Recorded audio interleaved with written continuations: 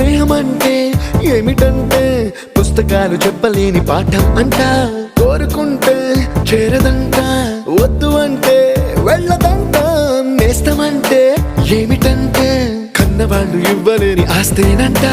ఇస్తూ నీకై ప్రాణం పంచిస్తూ తన అభిమానం, నీలో ప్రతి ఒంటరి తరుణం చెరిపేస్తూ ఎన్నో వేల కథలు.